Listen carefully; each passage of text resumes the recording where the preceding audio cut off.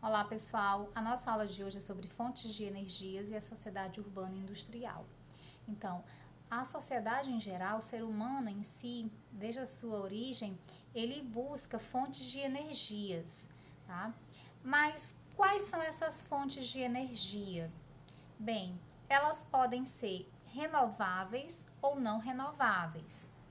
Deixa eu buscar imagens aqui mostrando para vocês essas fontes de energias renováveis, que pode vir da biomassa, a hidroeletricidade, energia eólica, energia solar, energia geotérmica. Então, em relação a essas fontes de energias renováveis, significa o quê? Que a natureza consegue recompor essas fontes de energia e, como o nome já diz, ela se renova, né? A própria natureza renova.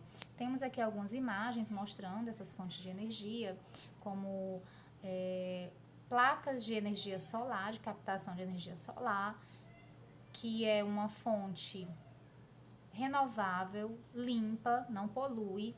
A nossa região Nordeste seria perfeito se os governos investissem nessa fonte de energia, né, pela quantidade de luminosidade do sol que temos nessa região. Então aqui, né, mais uma imagenzinha mostrando a energia eólica também, além da solar, a energia eólica, que é a energia dos ventos, né? Aqui no Brasil também, que tem uma grande extensão litorânea, tá? Então é bem propício a utilização dessa fonte de energia limpa e renovável, certo? Mais imagens relacionadas, tá? Temos aqui mostrando o carvão mineral, que é uma fonte de energia renovável. É uma das primeiras fontes de energias utilizadas pelo ser humano, né? O carvão vegetal. Ele é renovável, mas com o decorrer da evolução das atividades, principalmente atividade industrial, o ser humano ele passou a necessitar de outras fontes de energias, né, como o carvão mineral, como o petróleo, né, dentre outras fontes para poder realizar suas atividades, tanto industriais como atividades cotidianas. As fontes de energias não renováveis, elas, como o nome já diz, não se renova facilmente. São fontes de energias provenientes do petróleo, gás natural, carvão mineral, né, que são os combustíveis fósseis, e a energia nuclear.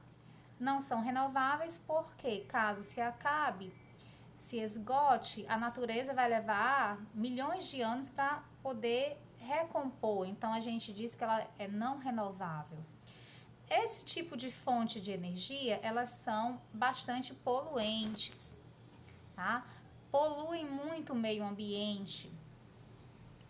Temos imagens aqui mostrando termoelétricas, plataforma de extração de petróleo e toda essa poluição gerada por essas fontes de energias não renováveis, elas geram vários problemas ambientais, como chuva ácida.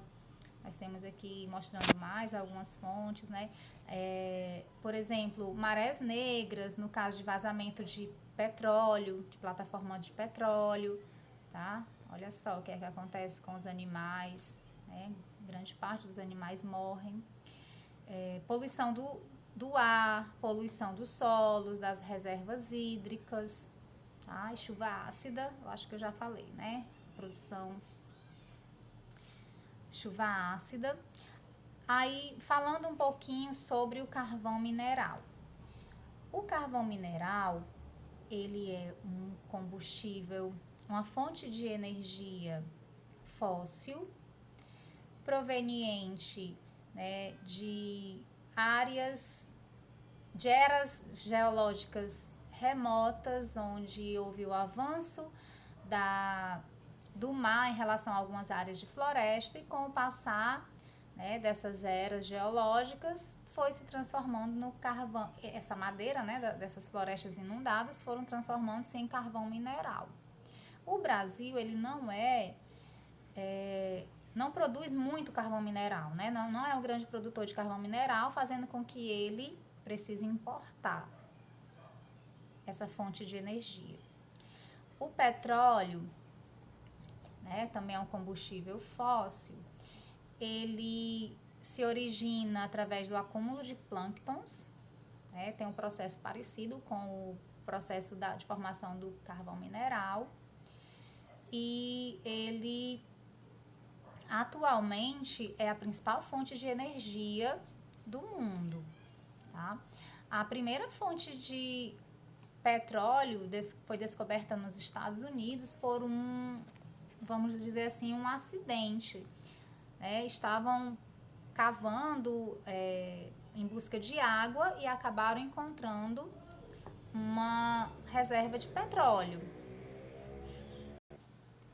Isso em 1859, né, lá nos Estados Unidos. Acho que uma profundidade aproximada de 20 metros. Encontraram petróleo por lá, certo? Então, foi o primeiro país a trabalhar com essa questão do petróleo, né, de extração de petróleo.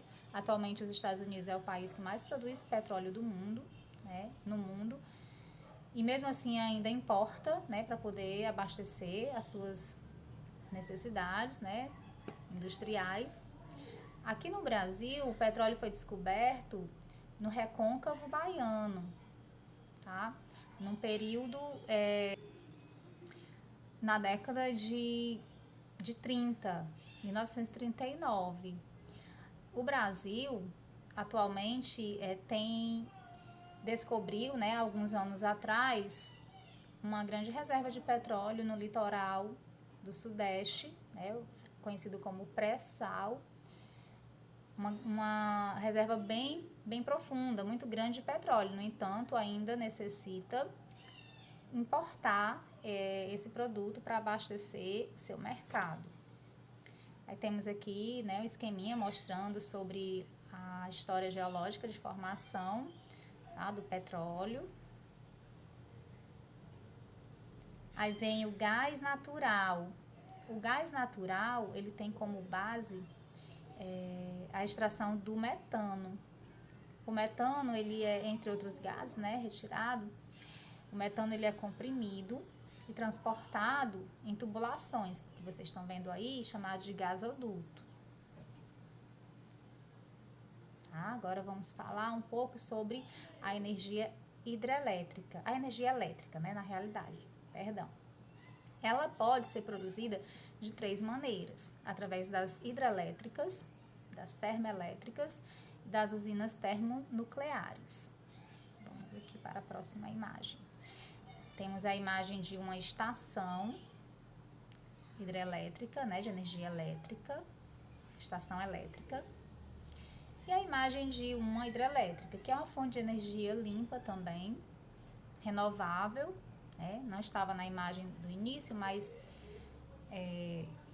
é uma fonte de energia renovável e limpa, mas tem alguns danos ambientais e sociais, por conta de inundar uma grande área, causando impactos ambientais para a fauna, para a flora e para a sociedade que mora no entorno.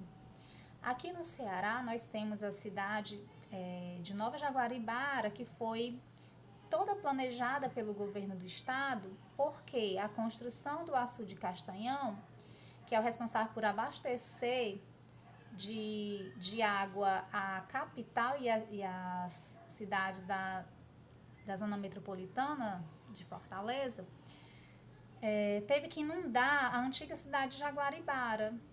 Então, houve um impacto não só ambiental, mas social na vida dessas pessoas que tiveram que se retirar, né, da sua cidade, das suas raízes históricas e culturais e ir para uma nova cidade. Então, as hidrelétricas, o Brasil tem uma grande produção de energia hidrelétrica. Tá? Temos as termoelétricas também, que é a produção de energia elétrica através da queima de combustíveis fósseis, como o petróleo, o gás natural e o carvão mineral. É uma fonte de energia poluente, tá? e ela é utilizada para emergências, vamos dizer assim, para quando ocorre apagões, né, ou quando os níveis de água das hidrelétricas estão baixas devido a estiagem, né, grande período de estiagem. E por último, a energia elétrica produzida nas usinas nucleares, termonucleares. Esse tipo de energia, ele é bem complexa porque utiliza materiais radioativos para a sua produção. É necessário uma tecnologia elevada para que se possa trabalhar com esses materiais. Tem que ter bastante cuidado com o armazenamento do lixo radioativo produzido nessas usinas de energia, tá? Nuclear. E outra coisa, existe um grande cuidado com a utilização desse tipo de material, devido ao ocorrido no Japão, né, depois da Segunda Guerra Mundial, no final, no caso, né, que marcou o final da Segunda Guerra Mundial, né, o lançamento das bombas atômicas. Então, quem utiliza dessa tecnologia tem muito cuidado, né, em relação a isso, e também pelo risco de explosões, como a que aconteceu em 1986 em Chernobyl, na Ucrânia, causando muitas mortes e levando radiação para vários países europeus. E também o que foi ocorrido o vazamento na usina nuclear de Fukushima, no Japão, em 2011, né, devido a um terremoto. Então, é uma fonte de energia bem complexa, que requer muito cuidado.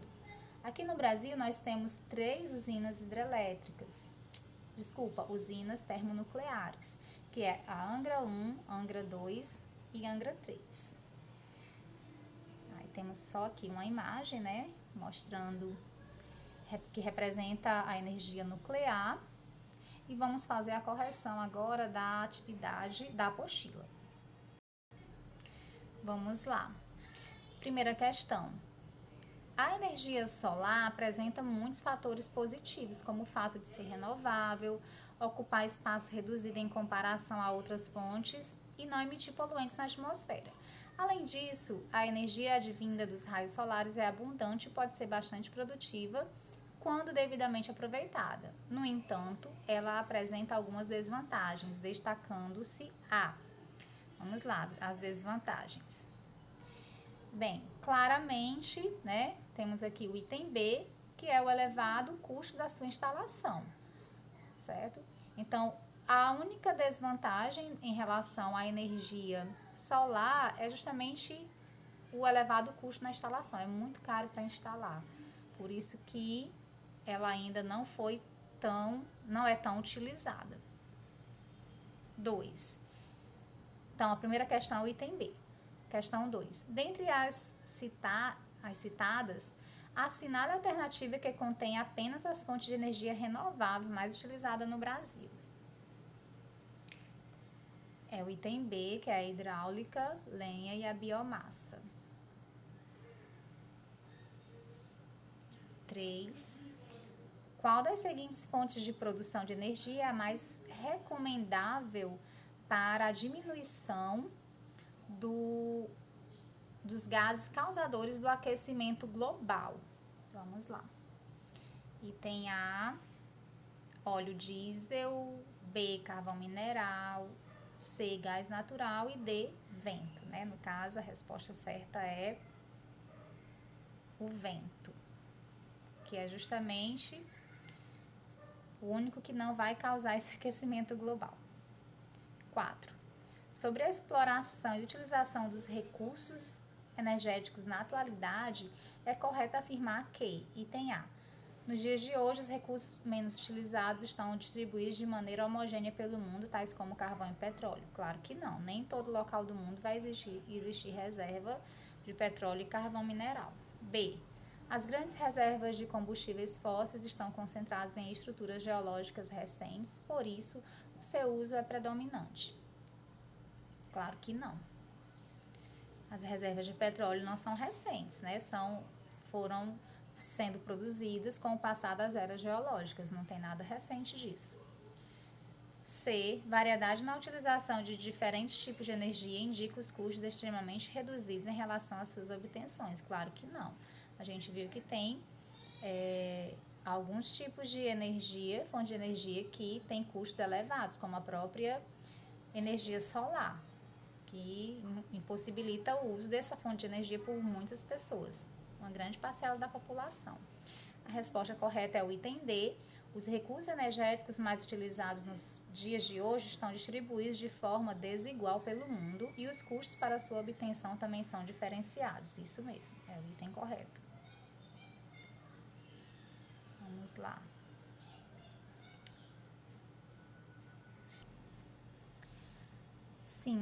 A queima do petróleo acarreta danos ambientais diretos, entre os quais, item A erosão dos solos e a chuva ácida. Não, né? A erosão do solo não tem nada a ver.